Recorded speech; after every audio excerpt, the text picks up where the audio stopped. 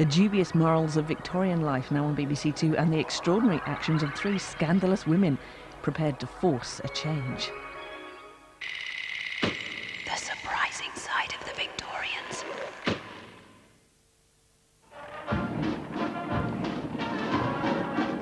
In Victorian England, a woman, regardless of her social position, surrendered virtually all her rights from the moment she married.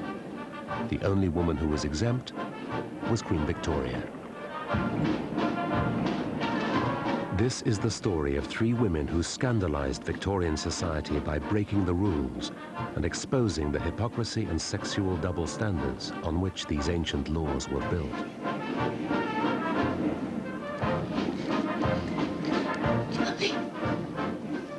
I have done very wrong.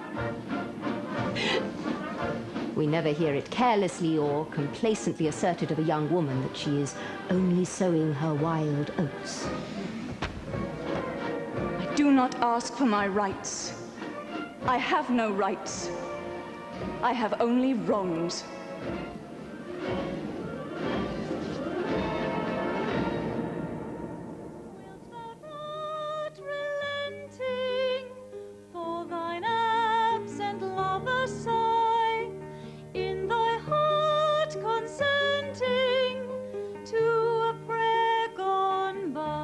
Under English common law, a married woman like Caroline Norton did not exist. In the eyes of the law, she was a non-person. She was a formidable woman, an acclaimed poet and songwriter, admired for her wit and her beauty.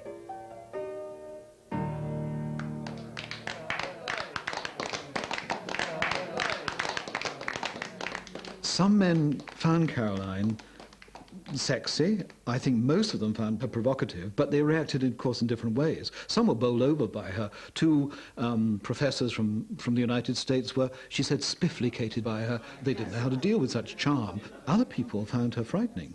One described her as terrible, dangerous, beautiful. And Tennyson couldn't stand her. He thought it was like sitting next to a snake at the dinner table. At literary gatherings, Caroline was often the only woman present. She was the granddaughter of Richard Brinsley Sheridan, the playwright. As a prolific and successful writer, she was a literary equal amongst men. But Caroline needed to marry well, because her family was poor. She married a man she barely knew. He was a lawyer and MP. George Norton, heir to Lord Grantley, was obviously related to an aristocratic family. He seemed all right. He owned acres up in Yorkshire. And I think that Caroline thought, well, if she could manage him, she could, after all, manage any man, couldn't she? I'm getting very tired of you and your friends fighting me. I really have had enough.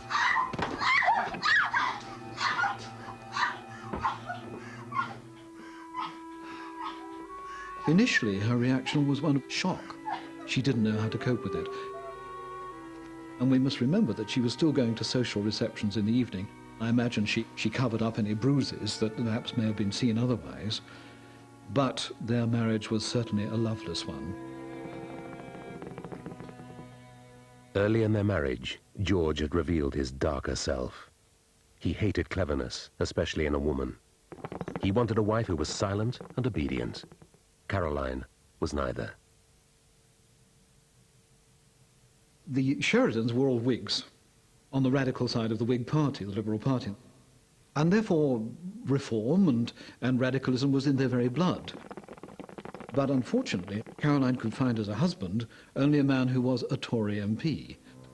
They didn't get on well even politically.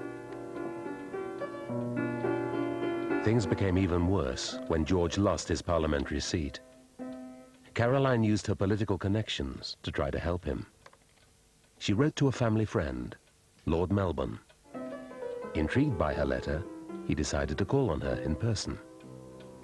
Caroline, don't let me interrupt you. As a young woman, she met Lord Melbourne. As a Whig minister in the new government, he was Home Secretary. And she asked him for a job for her husband. Thanks to Melbourne, a job was found. George became a magistrate and spent most afternoons in court. Lord Melbourne called on Caroline 2 or 3 times a week in the afternoons and spent several hours with her. And this went on for some years. It was a great romantic friendship. He was flattered by the attentions of this young woman. She felt herself honoured by the attentions of such an eminent man. There was once an old castle that stood in the middle of a large... Despite the terrible unhappiness of her marriage, Caroline's 3 sons gave her great joy. An old fairy. All the day long, she flew about in the form of an owl. She was a devoted mother. This is really the nicest thing about Caroline Norton. She was kind, she was loving, and she was only too delighted to spend almost all her time with them. And we must remember that she was a very successful writer, and she had an extended social life, but these came second, in her opinion, to the time she spent with her children.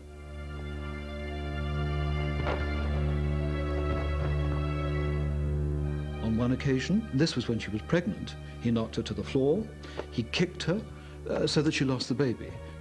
The law allowed men to beat their wives, but a man must not beat his wife with a stick thicker than his thumb, in case that actually hurt her.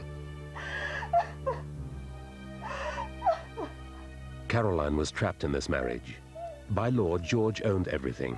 If she left him, she would have nothing, not even her children.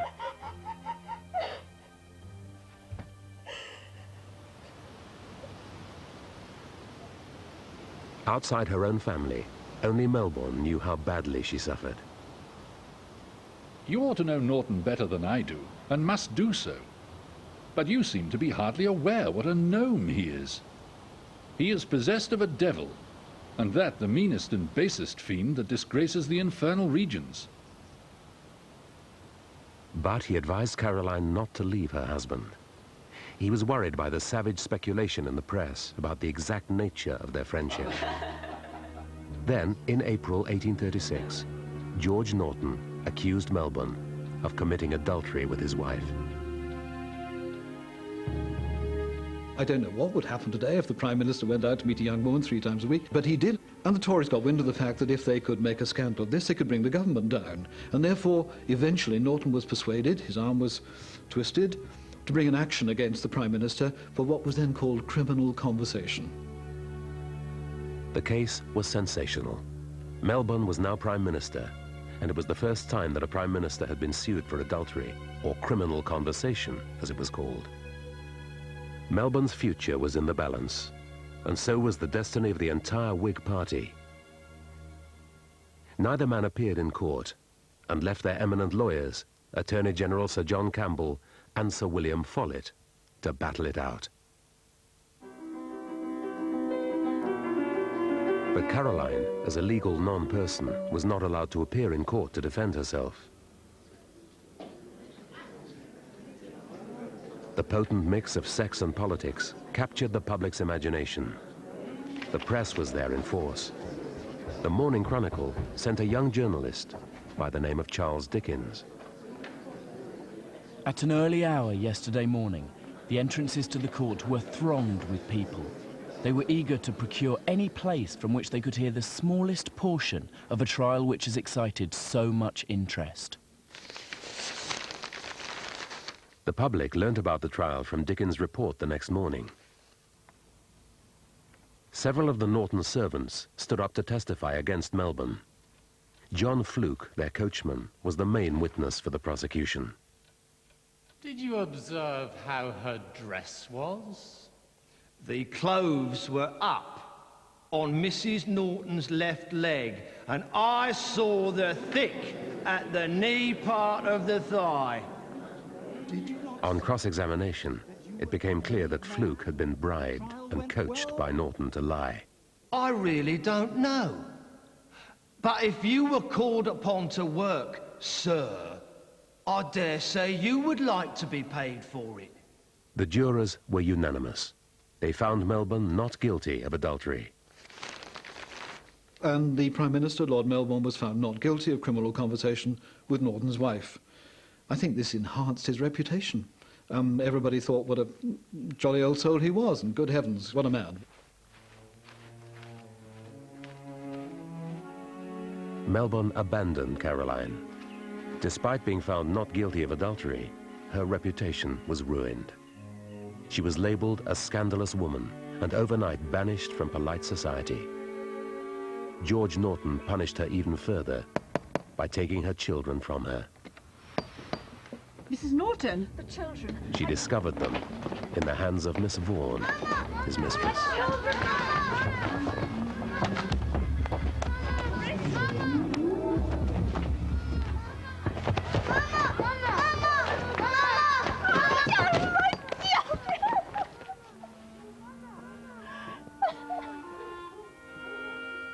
I came away without being able to even kiss my children and say goodbye.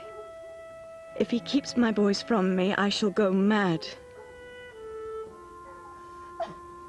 Caroline slowly learned just how ruthless George could be, and as a lawyer, he knew the law was on his side. So Caroline determined to fight him by mastering the law for herself. Caroline discovered to her amazement that what property she had, what little bit of money she'd inherited from her own family, the quite considerable money she earned as a writer, went straight to her husband, not to her. Everything belonged to her husband as soon as she married him, and that was true for all women in the Victorian period. But there was even more to it than that. She discovered that she did not exist in law. What she uncovered, she expressed in her pamphlets and letters and to her friends. I desire to point out the grotesque anomaly which ordains that married women shall be non-existent in a country governed by a female sovereign. A married woman in England has no legal existence. Her being is absorbed into that of her husband. An English wife has no legal right even to her clothes and ornaments. An English wife cannot legally claim her own earnings. No. An English wife may not leave her husband's house. No, but... She cannot claim for libel. She cannot bind her husband by any agreement. My husband is a lawyer, and he has taught me every quirk and quibble of the tyranny of English law. Caroline now embarked on a personal crusade to establish separated women's rights to their children. But she encountered great opposition, especially in the Tory press. The British and Foreign Review wrote, "Such a perjury as that but a she-devil could do. She-beast! Can this woman be either a wife or a mother?" She enlisted the help of Whig politicians and lawyers who were sympathetic to her cause. Caroline's voice was heard in influential places. The Infant Custody Act was passed in 1839. It made legal history by giving separated women rights to their children. When the new Infant Custody Act was passed, I think Caroline thought, at last, she would have the opportunity to see her 3 children, who had grown up considerably since she last saw them. But George Norton was very canny, he was a very cunning man, and he removed the boys to his estates in Scotland.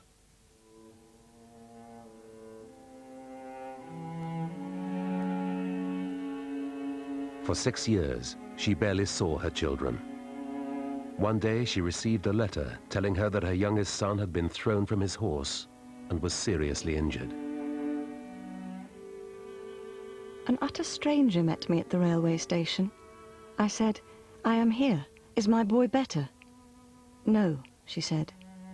"He is not better. He is dead." And I found, instead of my child, a corpse already coffined.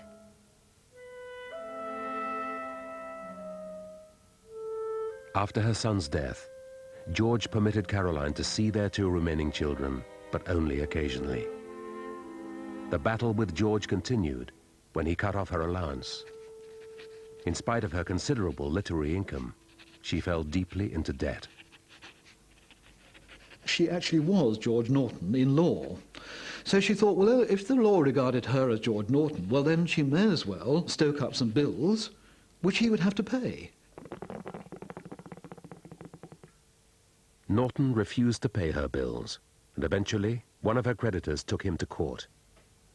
They couldn't take Caroline Norton to court because she didn't exist in law, so he took the husband to court. And this time, Norton turned up, and so did Caroline Norton. Mrs. Norton, what is your literary income? Is it not £500 per year? I am here of justice. George called Caroline as a witness, intending to expose her as a liar who hadn't revealed her true income. We are not residing together, and have lived apart for some years by my wish and choice. Because I consider that I have sustained an injury that no woman ought to submit to. He stipulated that I should give up my children, and I said I would rather starve than lose them. I did starve for a time. Did you not derive an allowance from the late Lord Melbourne? From the moment the questioning began about Lord Melbourne, I lost all self-possession, because I then saw all the cruel baseness of Mr. Norton's intention. I felt I no longer stood in the court to struggle for an income, but to struggle against infamy. What does the witness say? Let her speak. I cannot hear her. My husband can cheat because I am his wife. God damn it. It's not regular for me to say but a word. It is all irregular. You wish to disgrace me, and I throw it back upon you. Mr. Norton, will you have the goodness to sit down? Your Honor, it is really difficult. Caroline now knew enough about the law to play George at his own game and expose him for what he was. For 17 years I have concealed these things. But they come out today because you bully me. And I am ashamed for your client, if he does not feel ashamed of himself. I do not ask for my rights. I have no rights. I have only wrongs.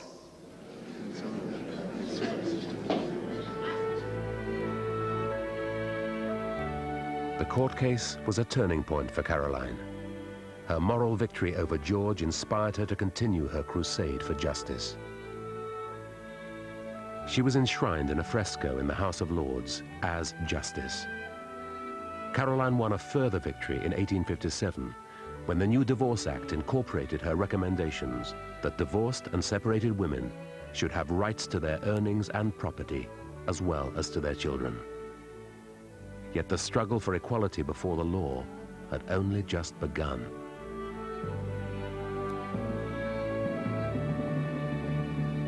The sexual double standards that continued to exist in both the bedroom and the law court would also engulf this young woman, Harriet Mordaunt, in one of the biggest scandals of the Victorian age.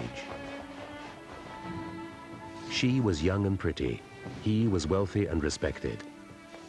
Harriet married Sir Charles Mordaunt in 1866. It seemed the perfect match. Darling old Charlie. But behind their happiness, there lurked a potential for scandal. When it came, it would cause panic in the heart of the establishment, even the royal family itself. Before her marriage, Harriet already had royal connections. She had 7 sisters and 6 brothers. It was a very big family, and I think very carefree and easygoing. And of course, the Prince of Wales and his friends had very cleverly managed to extend the London season to Scotland. And they go from country house to country house up there. And the Moncrief establishment was part of that circuit. And the Prince of Wales used to go there. He loved it. There were all these lovely girls, and I think he was very fond of those girls, particularly Harriet. After her marriage, Harriet kept up with all her old friends and admirers from the fashionable fast set. She was beautiful, undoubtedly, and very vivacious. The Prince really liked vivacious ladies, slightly tomboyish, I think he preferred them to be. I think she was probably quite shallow, immature at that stage, and she was a fun-loving girl. The fast set was rapidly gaining a notorious reputation, especially its leader, the Prince of Wales, who, 100 years on, is celebrated as Dirty Bertie. Dirty Bertie, Bertie's the boy for me. We would certainly like to be purveyor of the pornography to HRH. Here's honest the Prince of Wales, by appointment to Dirty Bertie. He's honest the Prince of Wales. I'd have tattooed on me chest for all to see when I am dressed. a very colourful royal crest by appointment.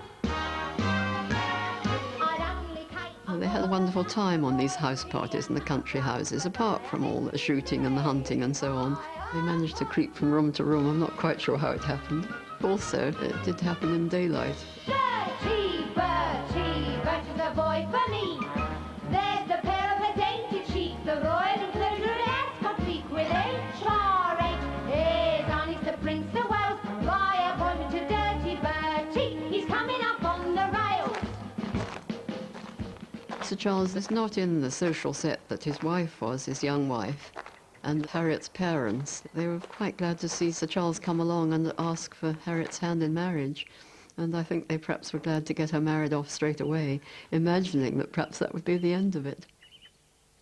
Charles was an MP and a highly respected member of the community. His parliamentary duties and country pursuits frequently took him away from home, a fact others took advantage of. She wasn't at all sure whether she really wanted to marry this rather dull Warwickshire squire, but her friends said, well, we'll come and see you. So she really made it a condition of accepting. He was so much in love with her and so keen to have her that he said, all right, yes, go ahead. Charles had made it a condition of his marriage that Harriet should not continue to see the Prince of Wales.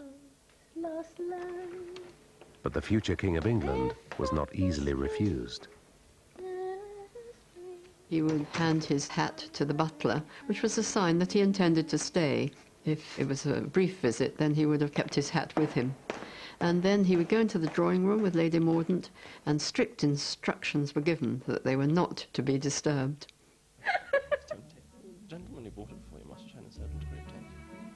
The prince and his set developed this rather clever ruse of having an affair with a young married lady who was still cohabiting with her husband.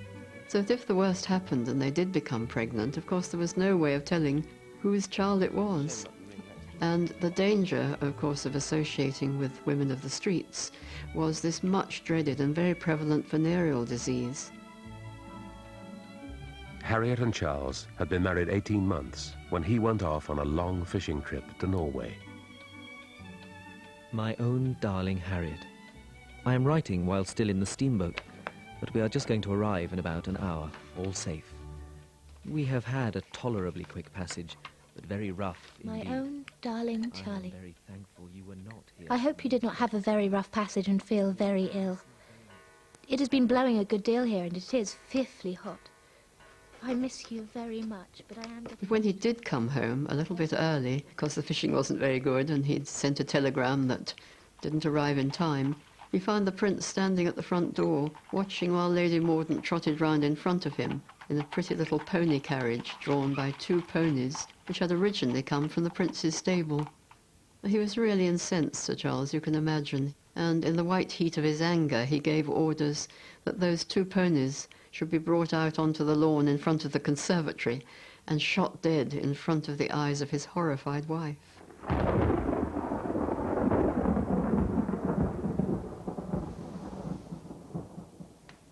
Eight months later, Harriet gave birth to a little girl. Although it had been a straightforward birth, she became distracted and troubled. She'd found out that one of her friends from the fast set had been infected with venereal disease. I want to ask you one question.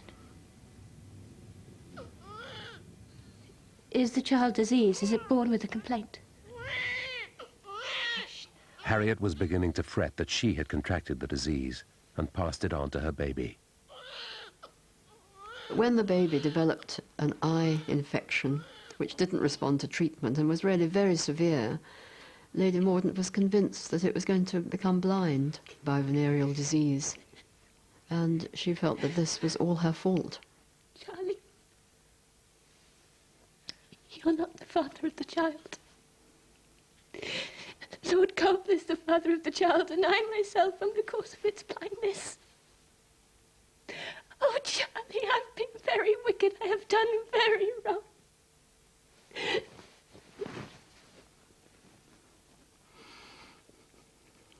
With whom? Lord Cole.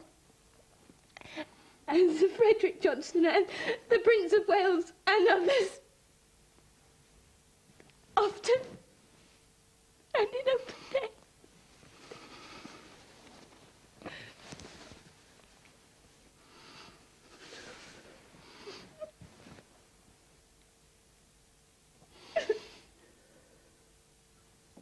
Harriet was quite sure that they'd work out some solution, because people did. People got into these messes and they were sent abroad and so on.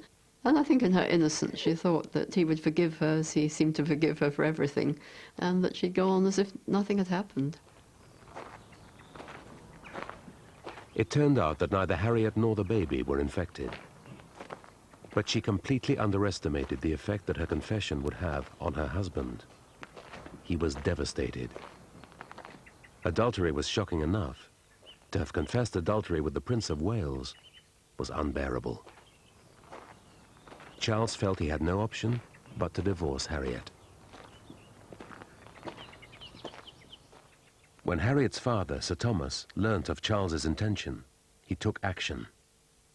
With 5 unmarried daughters, he had to find a way to avoid the shameful stigma of divorce in the family. So he rushed to Walton Hall. When Sir Thomas, her father, went to see his daughter, he went straight upstairs and saw his daughter, came downstairs and said, "Poor thing, she's mad." This was a great shock to Sir Charles and all the servants. But they began to realize that this was the scheme, that if she could be proved to be mad, then she would never be able to stand up in a divorce court and give evidence. After mutual prayers to heaven, child and parent. Psychiatric doctors were sent to examine her. Harriet's father had determined to sacrifice his daughter for the sake of family honor by instructing her to feign madness. Either convinced by her behavior or colluding with Sir Thomas, all declared her mad. I think I'm crazy. I'm crazy or mad. I shall pretend to be mad for a bit. It would do Sir Charles good, for he deserves to be beat. I know what I've done. I know what they want. I know what you all want come here spying on me. But I will not be treated as if I were nobody. I hate you. I hate myself. I hate everyone around me. I want to die. Please, give me poison and let me die.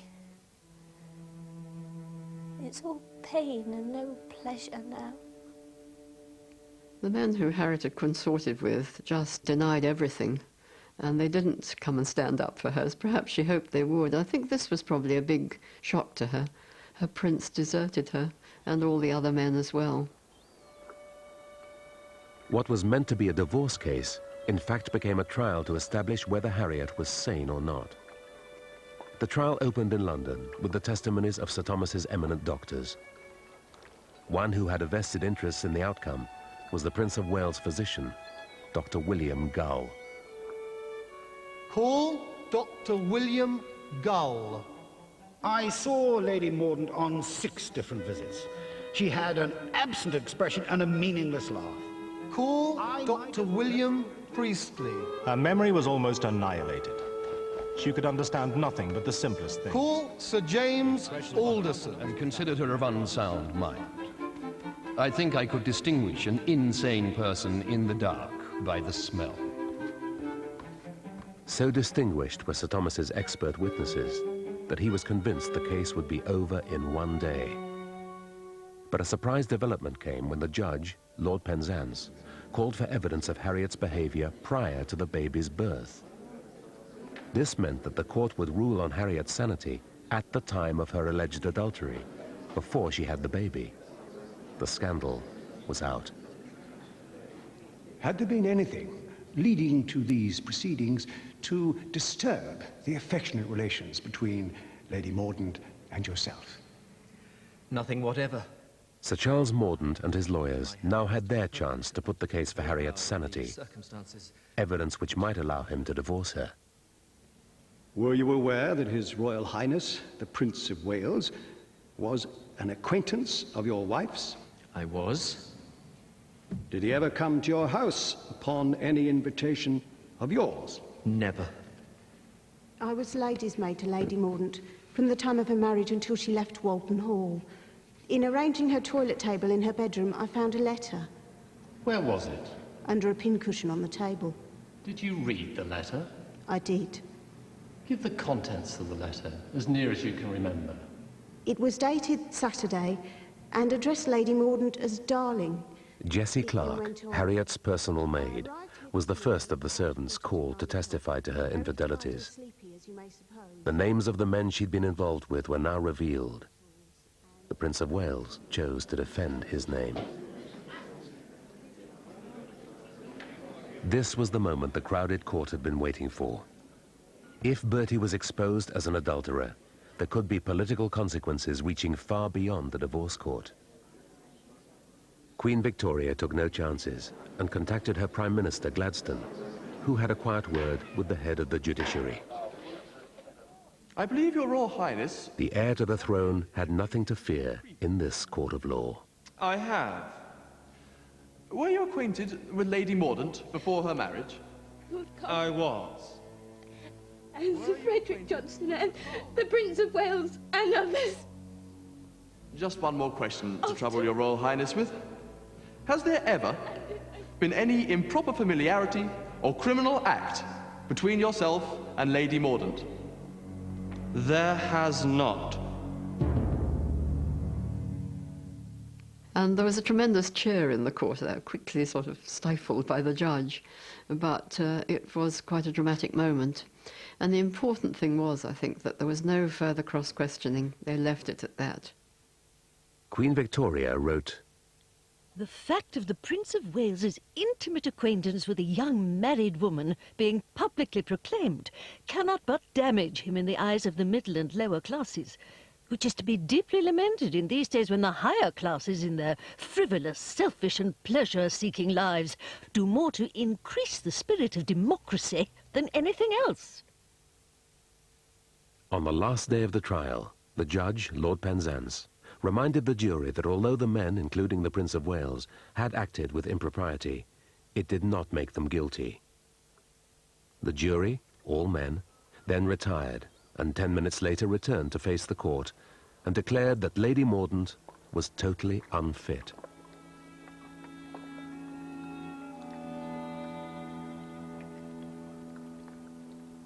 Poor Harriet, if only she kept her mouth shut, how different it would have been. The set that Harriet was in really was the key to her behaviour, in a sense. I think she also began to realise Sir Charles's worth, and she kept saying, he's so good, he's so different to all the others. And wisdom given after mutual prayers to heaven. Harriet was the victim in a battle between two powerful men, her father and the Prince of Wales. Feigning madness was to cost her dear. Her crime was adultery. Her punishment was to be locked away in an asylum until her death, 33 years later.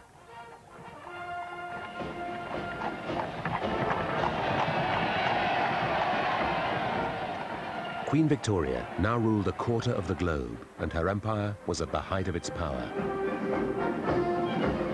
But to maintain this power, new laws had been passed that would further impinge on the human rights of women. On a hot summer night in 1864, a new act called the Contagious Diseases Act was hustled through Parliament by stealth. It was said Queen Victoria thought she was giving the royal assent to a cattle bill.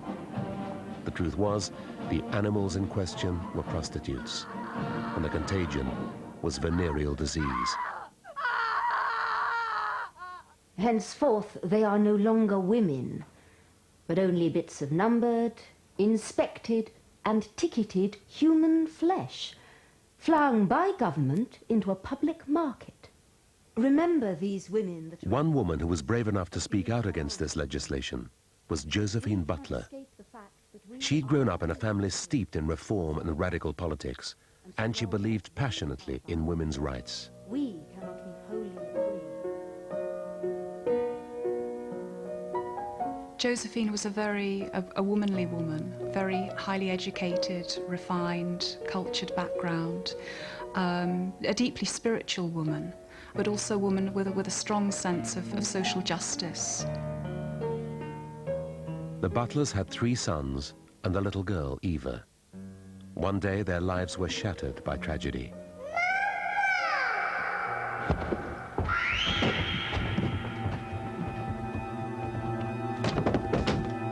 Eva broke her neck and never regained consciousness. She died 2 hours later. Never can I lose that memory. The fall, the sudden cry, and then the silence. It was pitiful to see her, helpless in her father's arms, and her beautiful golden hair, all stained with blood. I became possessed with an irresistible desire to go forth and find some pain keener than my own. My sole wish was to plunge into the heart of some human misery and say to afflicted people, I understand. I too have suffered.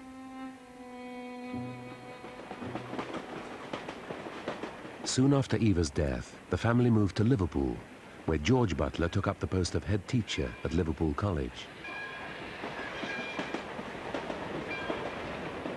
Liverpool was one of Britain's fastest growing cities, a heaving mass of humanity and a place of great wealth and abject poverty. Josephine was shocked by what she saw. There are 2.5 million of women for whom there is no alternative but starvation or prostitution. Here in Liverpool, there are 9,000 who follow this profession because there is none other open to them. Among them were girls as young as 12 years old, and it was not against the law to have sex with them.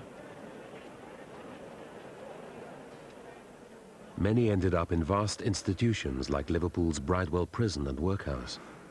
There was little chance of escape, and many died here. Though prostitution was endemic, it was a social stain few would touch. At last, Josephine had found the cause she was so desperately seeking.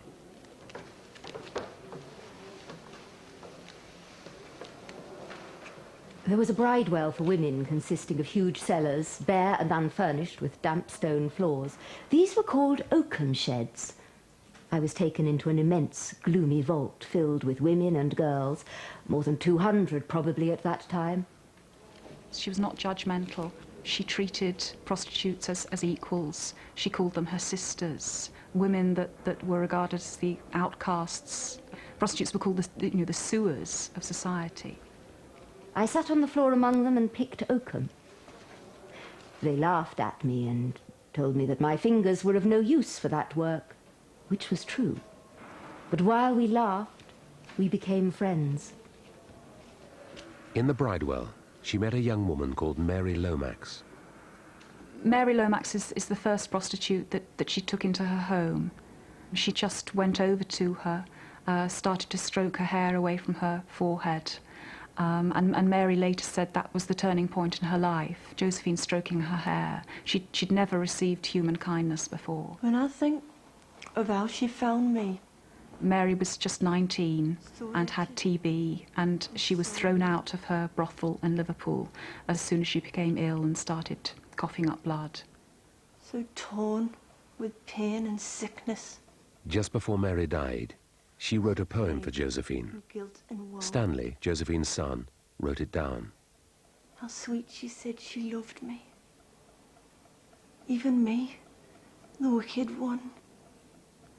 I mean, it must have been an extraordinary thing to take these prostitutes into their own home, and they seem to have filled every spare room, every attic room and cellar with these girls. And there was no question of keeping them segregated from the boys. Mary Lomax's bedroom was right next to the boys' schoolroom. And these girls really became part of the family.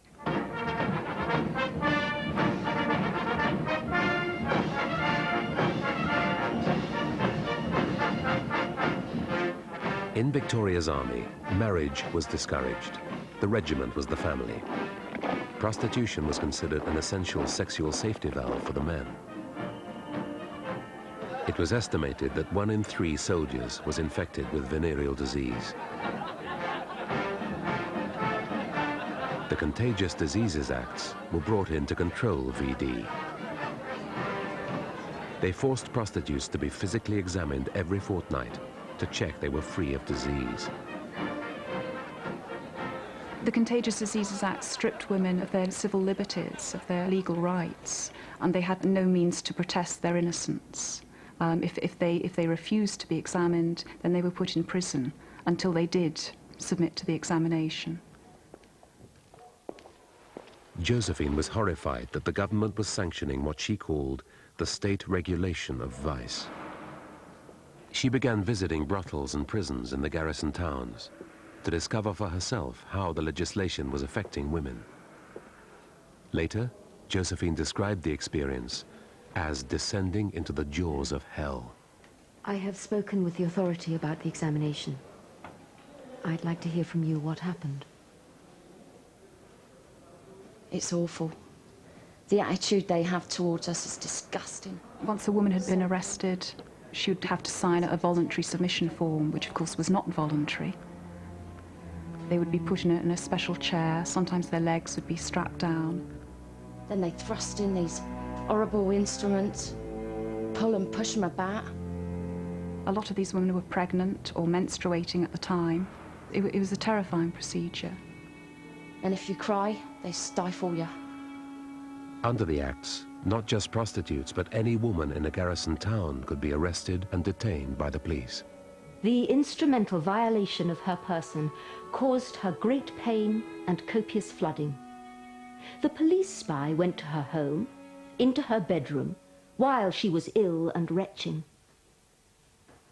That poor girl was threatened with miscarriage. Nothing wears me out, body and soul, as anger. And this thing fills me with such hatred that I fear to face it. But face it she did, and the rallying cry was a protest published in the Daily News. It was the brainchild of the Ladies' Association for the Repeal of the Contagious Diseases Acts, led by Josephine Butler. When the petition was delivered to Parliament, there were 2,000 signatures. One MP wrote, "Your manifesto has shaken us very badly in the House of Commons. We know how to manage any other opposition in the House, but this is very awkward for us, this revolt of the women. It is quite a new thing. What are we to do with such an opposition as this?" The campaign for the repeal now began in earnest. The campaigners set up their own printing press to publish their journal, The Shield.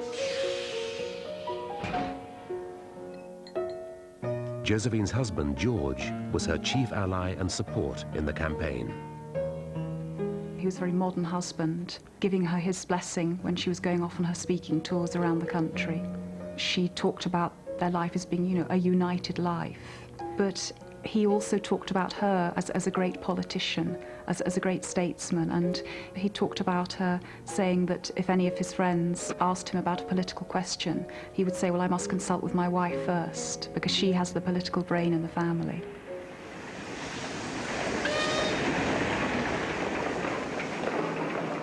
The root of the evil is the unequal standard in morality. The false idea that there is one code of morality for men and another for women. It is a false and misleading idea that the essence of right and wrong is somehow dependent on sex. We never hear it carelessly or complacently asserted of a young woman that she is only sowing her wild oats. Josephine was often advised by male colleagues to moderate her language because she often spoke very strong language. She called the examination of prostitutes a surgical rape. She was prepared to use words like that. And she refused to tone down her language. Where are these victims to be got? It is the children of the poor, the daughters of the working classes who are forced to minister to the so-called necessity. In parliamentary debates, MPs would actually stand up and ask, well, where will our sons go for sexual experience? It is a cowardly thing of the upper classes to make a law which tells against the interests of the poor, so that they may keep up the health of their armies and navies, and their own pampered sons, for whom these acts were made. Yeah. Working men, can you bear the thought of it? Never! If prostitution is a necessity, I call upon Mr. Cave, Colonel Alexander, and Mr. Gaythorne Hardy each to contribute a daughter. Josephine became more outspoken as she grew in confidence.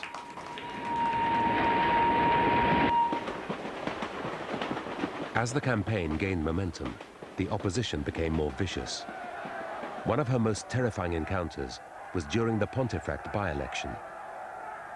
The meeting had just begun, and Josephine would never forget what followed. The bundles of straw beneath had been set on fire. Then, to our horror, we saw appearing head after head of men with countenances of fury. There was no possible exit for us, the windows being too high above the ground. It was not the personal violence that we feared, so much as the mental pain inflicted by the rage, profanity, and obscenity of the men. The fire had been started by her political opponents. Josephine and the rest of the women eventually escaped by leaping through a trap door. She not only faced political opposition, there were even prostitutes who opposed the repeal. Ironically, many prostitutes believed that the acts were a good thing because they felt that the acts legitimised their profession. They would have certificates saying that they were clean women, they were free of disease. Some of the women would even pin these behind the bed for the men to inspect. And some would even call themselves the Queen's women.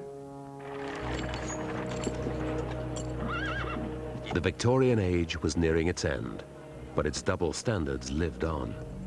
Josephine's attacks on sexual hypocrisy among the upper and middle classes had made her powerful enemies. But her voice was now being heard throughout the country, particularly amongst working-class men who'd recently gained the vote. It was also being heard in Parliament. Her unrelenting campaign finally persuaded Liberal MPs to vote for the repeal of the Acts. Her battle had lasted 16 years. She observed her victory from the Ladies' Gallery. Victoria finally gave the royal assent to the repeal of the Contagious Diseases Acts in 1886.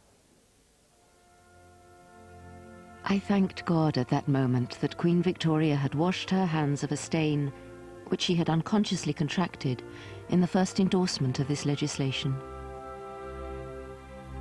By the close of Victoria's reign, Josephine Butler had won a great victory for the rights of women.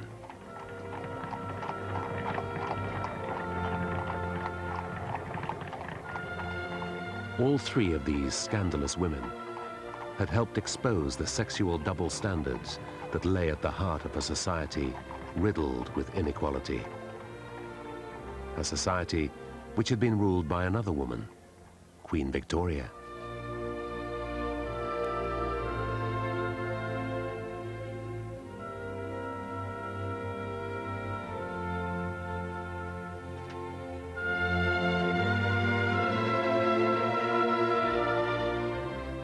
You can discover more about the lives and times of the Victorians